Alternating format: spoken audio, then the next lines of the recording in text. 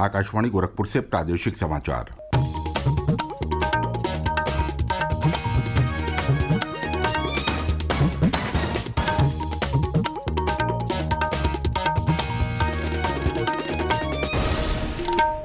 नमस्कार। समाचार बुलेटिन के साथ मैं प्रमोद कुमार सिंह। पहले मुख्य समाचार।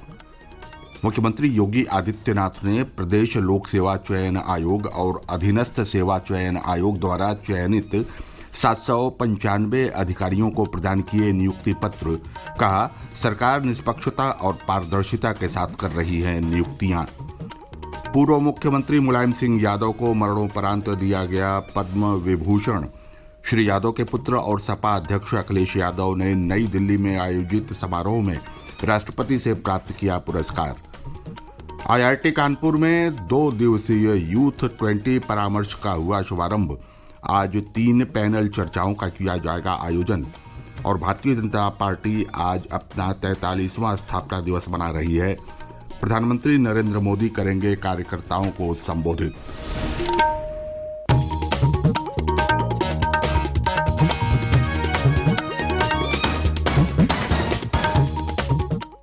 अब समाचार विस्तार से। मुख्यमंत्री योगी आदित्यनाथ ने कल राजधानी लखनऊ में एक कार्यक्रम में उत्तर प्रदेश लोक सेवा चयन आयोग और अधीनस्थ सेवा चयन आयोग द्वारा चयनित 795 अधिकारियों को नियुक्ति पत्र प्रदान किए। इस अवसर पर अपने संबोधन में उन्होंने कहा कि उनकी सरकार पूरी निष्पक्षता और पारदर्शिता के साथ सरकारी पदों पर नियुक्तियां कर रही है। पिछले 6 वर्षों में अकेले पुलिस विभाग में ही 1,64,000 पुलिसकर्मियों की भर्ती की गई है। श्री योगी ने कहा कि इन पुलिसकर्मियों ने प्रदेश को दंगा मुक्त रखने में महत्वपूर्ण भूमिका निभाई है। मुख्यमंत्री ने कहा कि पिछले 6 वर्षों में केंद्र और राज्य सरकार की योजनाओं का 100% लाभ आम लोगों तक पहुंचा है। इसी का परिणाम है कि आज उत्तर प्रदेश के बारे में लोगों की धारणा बदली है। मुझे कहने में कोई संकोच नहीं कि विगत 6 वर्ष के अंदर हमारी प्रशासनिक टीम ने शासन के साथ, जनप्रतिनिधियों के साथ मिलकर के केंद्र और राज्य शासन की योजनाओं का 100% लाभ आम जनमानस तक पहुंचाने का कार्य किया। आज इसके परिणाम भी देखने को मिलते हैं। 2 करोड़ 61 लाख से अधिक गरीबों को शौचालय मिल जाना, 54 लाख गरीबों को एक आवास उपलब्ध हो जाना, 1 करोड़ 75 लाख गरीबों को उज्ज्वला योजना के रसोई गैस प्राप्त हो जाना, 1 करोड़ 53 लाख से अधिक परिवारों को विद्युत के निःशुल्क कनेक्शन उपलब्ध हो जाना। जहां ये योजनाओं की वह स्थिति है, 6 करोड़ से अधिक गरीबों को आयुष्मान भारत योजना के अंतर्गत 5 लाख रुपए की स्वास्थ्य बीमा का कवर मिलना, या फिर इंफ्रास्ट्रक्चर के कार्यों को जमीनी धरातल पर ईमानदारी के साथ उतार करके उत्तर प्रदेश की विकास की गति को तेजी के साथ आगे बढ़ाने का कार्य करना, ये सभी कार्य पिछले 6 वर्ष के अंदर हुए हैं। और उसका परिणाम है आज उत्तर प्रदेश के बारे में लोगों की धारणा ही बदली। प्रदेश के लोक निर्माण विभाग के मंत्री जितिन प्रसाद ने कल पीलीभीत जिले के बीसलपुर में लोक निर्माण विभाग और सेतु निगम की 58 विकास परियोजनाओं का लोकार्पण और शिलान्यास किया। इन परियोजनाओं में देवहा नदी पर 23 करोड़ रुपए की लागत से बन रहा पुल भी शामिल है। इस अवसर पर जनसभा को संबोधित करते हुए श्री प्रसाद ने कहा कि ये सभी परियोजनाएं पीलीभीत के विकास में मील का पत्थर साबित होंगी। उन्होंने जनपद के निगोही में नवनिर्मित पुल का भी निरीक्षण किया और अधिकारियों को संपर्क मार्ग का निर्माण जल्द पूरा करने का निर्देश दिया। राष्ट्रपति द्रौपदी मुर्मू ने कल नई दिल्ली में राष्ट्रपति भवन में दूसरे नागरिक अलंकरण समारोह में वर्ष 2023 के पद्म पुरस्कार प्रदान किए। पूर्व मुख्यमंत्री मुलायम सिंह यादव को मरणोपरांत पद्म विभूषण पुरस्कार दिया गया। सपा अध्यक्ष और उनके पुत्र अखिलेश यादव ने राष्ट्रपति से यह पुरस्कार प्राप्त किया। उनके अलावा प्रदेश की 3 अन्य विभूतियों को पद्मश्री से नवाजा गया। ध्रुपद घराने के ख्यातिलब्ध शास्त्रीय गायक पंडित डॉक्टर ऋत्विक सान्याल को कला क्षेत्र में पद्मश्री दिया गया। वहीं जल संरक्षण के क्षेत्र में उल्लेखनीय कार्य के लिए उमाशंकर सिंह और साहित्य व शिक्षा के क्षेत्र में योगदान के लिए गणितज्ञ डॉक्टर राधाचरण गुप्त को पद्मश्री प्रदान किया गया। बनारसी पान और लंगड़ा आम सहित वाराणसी के 4 उत्पादों को इस वर्ष GI पंजीकरण प्राप्त हुआ है। ब्यौरा हमारे वाराणसी प्रतिनिधि से।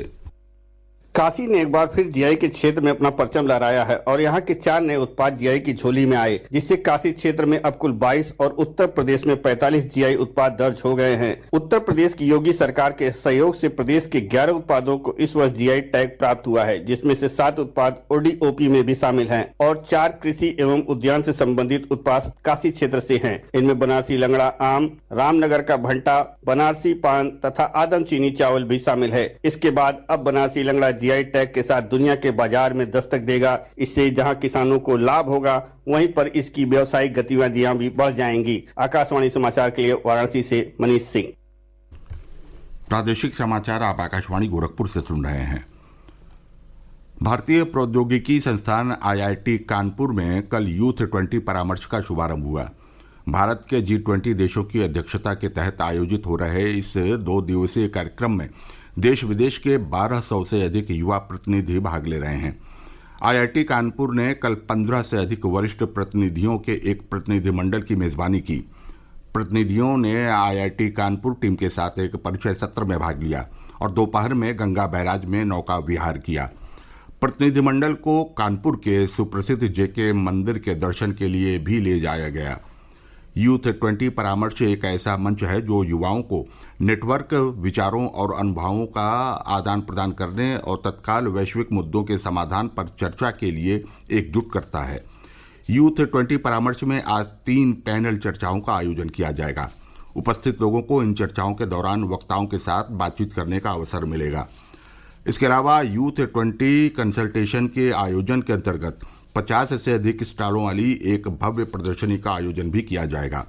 प्रदर्शनी IIT कानपुर द्वारा इंक्यूबेट किए गए स्टार्टअप्स द्वारा तकनीकी स्टॉलों के साथ साथ कई डोमेन में नवाचारों को प्रदर्शित करेगी। प्रदर्शनी का उद्घाटन कानपुर मंडलायुक्त डॉक्टर राजशेखर करेंगे। आइए अब सुनते हैं आकाशवाणी के लोकप्रिय कार्यक्रम प्रधानमंत्री की मन की बात पर आधारित विशेष श्रृंखला। आज की कड़ी का विषय है प्रकृति के साथ सद्भाव से जीवन जीने की भारतीय संस्कृति की सीख।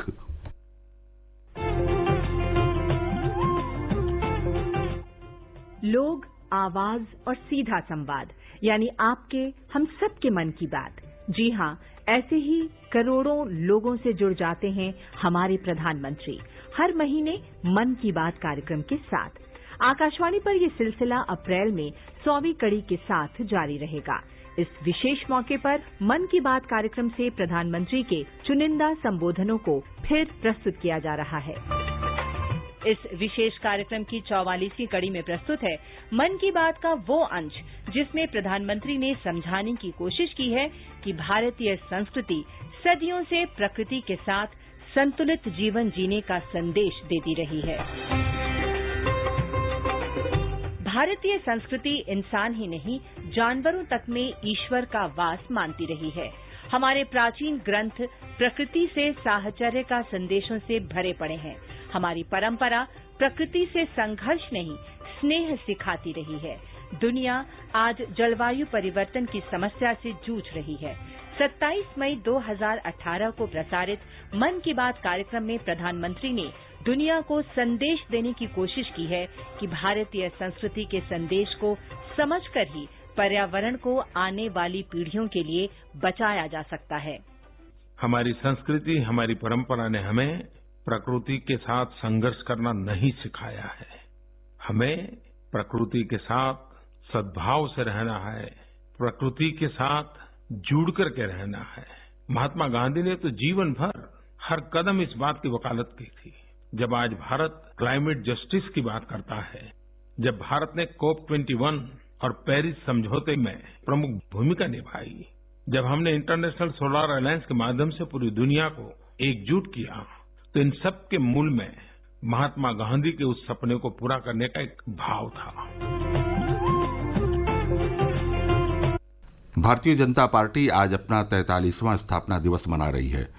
प्रधानमंत्री नरेंद्र मोदी इस अवसर पर आज सुबह लगभग 10 बजे पार्टी कार्यकर्ताओं को संबोधित करेंगे।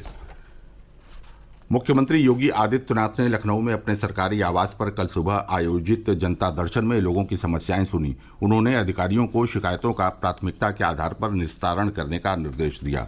और अंत में बुलेटिन के मुख्य समाचार एक बार फिर। मुख्यमंत्री योगी आदित्यनाथ ने प्रदेश लोक सेवा चयन आयोग और अधीनस्थ सेवा चयन आयोग द्वारा चयनित 795 अधिकारियों को प्रदान किए नियुक्ति पत्र। कहा, सरकार निष्पक्षता और पारदर्शिता के साथ कर रही है नियुक्तियां। पूर्व मुख्यमंत्री मुलायम सिंह यादव को मरणोपरांत दिया गया पद्म विभूषण। श्री यादव के पुत्र और सपा अध्यक्ष अखिलेश यादव ने नई दिल्ली में आयोजित समारोह में राष्ट्रपति से प्राप्त किया पुरस्कार। IIT कानपुर में 2 दिवसीय यूथ 20 परामर्श का हुआ शुभारंभ। आज 3 पैनल चर्चाओं का किया जाएगा आयोजन। और भारतीय जनता पार्टी आज अपना 43वां स्थापना दिवस मना रही है। प्रधानमंत्री नरेंद्र मोदी करेंगे कार्यकर्ताओं को संबोधित। इसके साथ ही ये समाचार बुलेटिन समाप्त हुआ। नमस्कार।